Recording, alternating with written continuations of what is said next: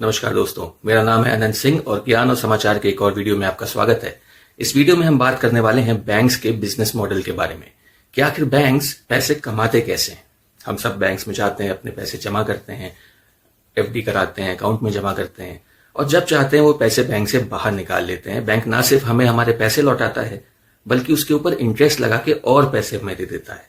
तो फिर आखिर बैंक पैसे कमाता कहां से है, कहां से वो इंटरेस्ट के पैसे लाता है, कहां से पैसे लाता है अपने स्टाफ को सैलरी देने के लिए, ब्रांचेस मेंटेन करने के लिए। इन सब चीजों के बारे में हम इस वीडियो में बात करेंगे। तो अगर आप इस चैनल पे नए हैं तो प्लीज चैनल को सब्सक्राइब कीजिए और चलिए इस वीडियो को शुरू करते हैं। तो दोस्तों, हम सब देखते हैं कि हमारे चारों ओर बहुत से बैंक्स हैं, बहुत सी ब्रांचेस खुली होती हैं। आप किसी भी शहर में चले जाइए, किसी भी मोहल्ले में चले जाइए, आपको या तो बैंक की ब्रांच मिल जाएगी या एटीएम मशीन लगी मिल जाएगी। बैंकिंग से हम सब इस समय जुड़े हुए हैं। हम सभी के पास बैंक अकाउंट होता है, हमारे पैसे बैंक अकाउंट में रखे होते हैं। हम जब चाहते हैं अपने पैसे बैंक में जमा कर देते हैं, जब चाहते हैं उन पैसों को बैंक जाके या एटीएम जाके या चेकबुक के माध्यम से निकाल लेते हैं। बैंक ना सिर्फ हमें हमारे पैसे लौटा देता है बल्कि अगर हम अपने पैसों को कुछ समय तक बैंक में रखते हैं तो बैंक उन पैसों के ऊपर हमें इंटरेस्ट भी देता है। बैंक्स की एक पॉलिसी होती है कि वो कोई भी ब्रांच खरीदते नहीं है। उनकी जब भी कोई ब्रांच खुलती है तो वो रेंट पे खुलती है, किसी और की बिल्डिंग में रेंट पे ब्रांच खुलती है। कोई एटीएम मशीन भी कहीं पे लगी है तो वो जगह भी रेंट पे बैंक ने ली होती है, जिसका बैंक हर महीने रेंट देता है और वो रेंट काफी अच्छे खासे अमाउंट का होता है। तो हर महीने इतनी सारी ब्रांचेस का रेंट जाना, इतने सारे एटीएम जहां लगे हैं उन प्रीमाइसेस का रेंट जाना, लाखों एम्प्लॉइज जो काम कर रहे हैं उनकी सैलरी, उनके अलाउंसेज, उनके पर्क्स जाना, सिक्योरिटी गार्ड्स होते हैं उनके पैसे जाना। बैंक्स अपने आप में इतना बड़ा इंफ्रास्ट्रक्चर है, इतने सारे कंप्यूटर्स हैं, उन्हें मेंटेन करना। बैंक्स के अपने सर्वर्स होते हैं, उनका मेंटेनेंस कॉस्ट होता है, वो पे करना। इसके अलावा बहुत सी स्टेशनरी होती है जो डे टू डे वर्किंग में बैंक में यूज होती है, प्रिंटर्स हैं, स्कैनर्स हैं, इन सबको मेंटेन करना। जो कि कोई भी अगर आप बिजनेस चलाते हैं तो आपको पता होगा कि डेली बेसिस पे कितने सारे खर्चे होते हैं किसी भी बिजनेस को रन करने के लिए। तो बैंक्स अपने आप में एक बहुत बड़ा बिजनेस होते हैं, बहुत बड़ा नेटवर्क होता है। तो इस नेटवर्क पे डेली बेसिस पे एक अच्छा खासा खर्चा होता है। तो आखिरकार बैंक से खर्चे निकालते कहां से? तो चलिए हम ये समझने की कोशिश करते हैं कि आखिर बैंक्स की इनकम का सोर्स कहां से है, बैंक्स प्रॉफिट कैसे कमाते हैं। इतने सारे खर्चे करने के बाद, हमें हमारे पैसों पे इंटरेस्ट देने के बाद, शेयर होल्डर्स को, गवर्नमेंट को डिविडेंड पे करने के बाद भी बैंक प्रॉफिट कैसे कमाते हैं, चलिए इस वीडियो में समझते हैं। तो दोस्तों, सबसे पहला इनकम सोर्स जो बैंक का होता है वो होता है इंटरेस्ट रेट डिफरेंशियल, यानी इंटरेस्ट रेट में फर्क। आप जाते हैं, आप अगर एक सेविंग अकाउंट खुलवाते हैं, कहीं पे भी खुलवाते हैं, तो आप आजकल बैंक हमें कितना 3.5-4% के करीब इंटरेस्ट देते हैं। अगर आप चाहें तो वहां पे एफडी भी खुलवा सकते हैं, एफडी पे 6-6.5% इंटरेस्ट मिल जाएगा।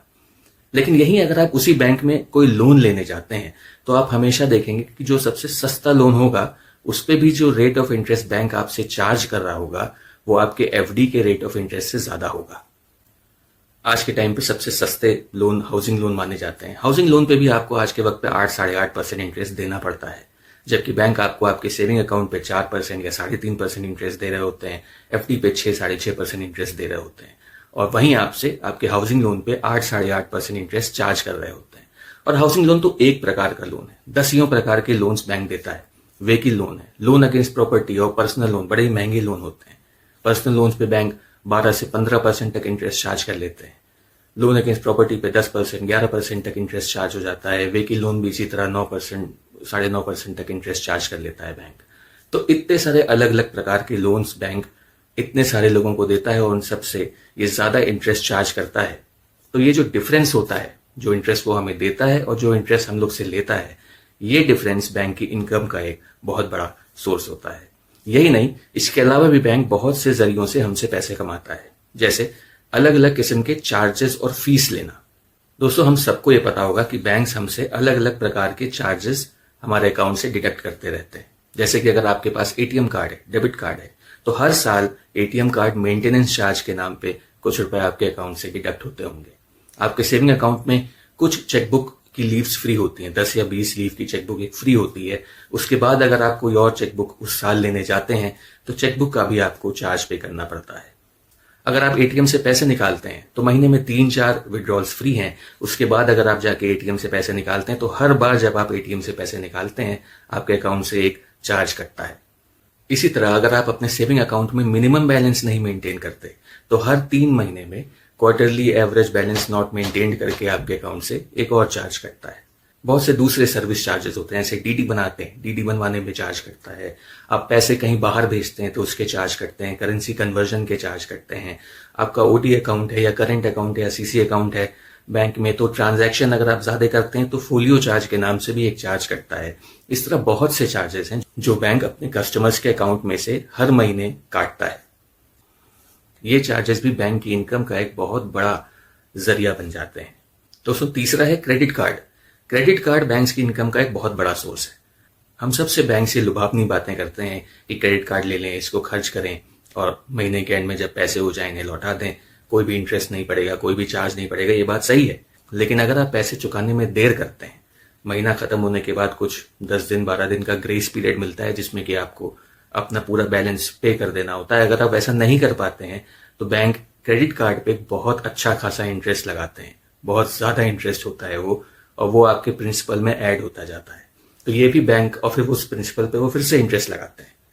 तो अगर आप अपना क्रेडिट कार्ड का बिल टाइम पे क्लियर नहीं करते तो बैंक आपके ड्यूज पे बहुत अच्छा खासा इंटरेस्ट चार्ज करना शुरू कर देते हैं। और आजकल बहुत से लोगों के पास क्रेडिट कार्ड है और बहुत से लोग ऐसे हैं जो अपने क्रेडिट कार्ड के बिल्स को टाइम पे नहीं चुका पा रहे हैं।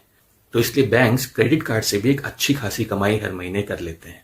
और ये सब जब हम देखते हैं कि बैंक्स के पास करोड़ों कस्टमर्स होते हैं, बैंक्स बहुत ही बड़े ऑर्गेनाइजेशंस होते हैं, लाखों करोड़ों लोगों के खाते होते हैं उसमें, तो ये छोटे छोटे चार्जेस जब इन लाखों करोड़ों लोगों के मिलाए जाते हैं तो बैंक्स को एक अच्छी खासी इनकम हो जाती है। और ये इनकम बैंक्स को उनके खर्चे निकालने के लिए, इंटरेस्ट वगैरह पे करने में बहुत हेल्प करती है। इसके अलावा एक और तरीका होता है जिससे बैंक बहुत मोटी कमाई करते हैं, वो होता है ट्रेजरी ऑपरेशंस। बैंक के पास लाखों करोड़ों लोगों के पैसे जमा होते हैं, वो पैसे ऐसे ही पड़े रहें तो इसका कोई फायदा नहीं है। बैंक आपको इंटरेस्ट देता है तो वो तभी देता है जब वो कहीं और से इंटरेस्ट कमाता भी है। हाँ, वो पैसे लोन के तौर पे भी दिए जाते हैं। एक ही तरह के काम में सारे पैसे लगा देना ये समझदारी नहीं है। बैंक्स को बहुत सारे रूल्स को भी फॉलो करना पड़ता है जो आरबीआई ने सेट किए हैं। तो बैंक्स ना सिर्फ सारे पैसे लोन्स में देते हैं बल्कि बहुत से पैसे वो ट्रेजरी ऑपरेशंस में लगाते हैं, यानी कि करेंसी मार्केट में लगाते हैं।